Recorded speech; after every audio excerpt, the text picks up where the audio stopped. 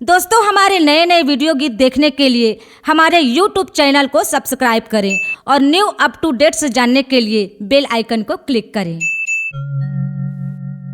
मायंजनी के लाला हो पवन पुत्र हनुमान, मम हृदय कुंज निवास कुरु, हे अतुलित बल के धाम, हे पवन पुत्र हनुमान। सियापति रामचंद्र की जय, पवन सुत हनुमान की जय।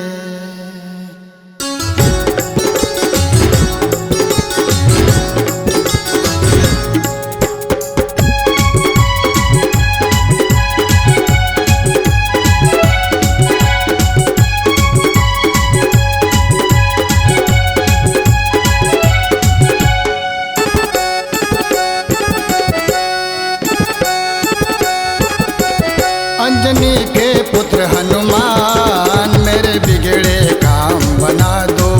अंजनी के पुत्र हनुमान, मेरे बिगड़े काम बना दो।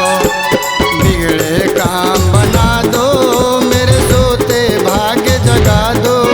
मेरे बिगड़े काम बना दो, मेरे सोते भाग्य जगा दो। मेरे मन में बसो भगवान, मेरे बिगड़े काम बना दो। अंजनी के पुत्र हनुमान, मेरे बिगड़े काम बना दो।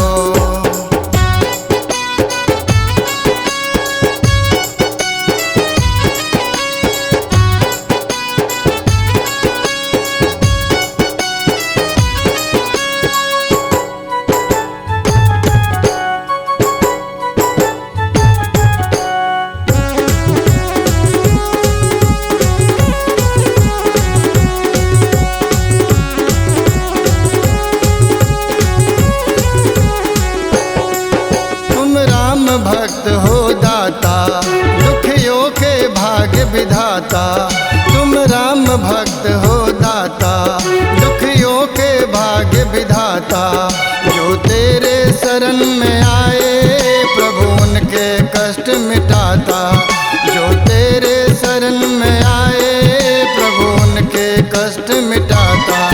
तेरी जय हो, तेरी जय हो, तेरी जय हो दया निधान, मेरे बिगड़े काम बना दो। तेरी जय हो दया निधान, मेरे बिगड़े काम बना दो।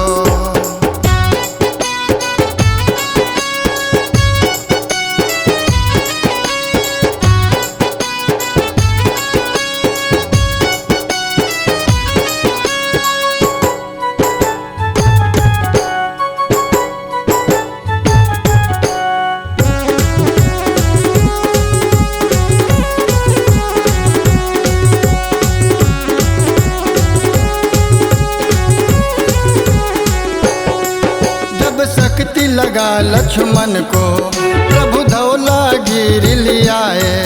जब शक्ति लगा लक्ष्मण को, प्रभु धौला गिर लियाए।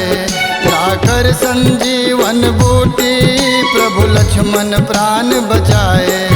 लाकर संजीवन बूटी, प्रभु लक्ष्मण प्राण बचाए। नहीं तुम सा, नहीं तुम सा, नहीं तुम सा कोई बलवान, मेरे बिगड़े काम बना दो।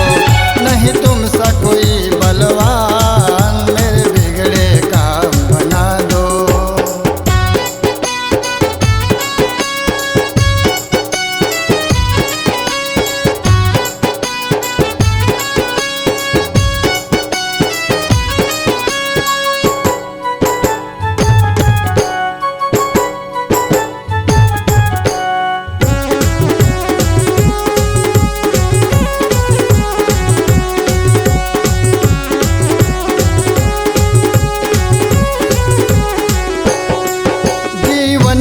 संकट तेरे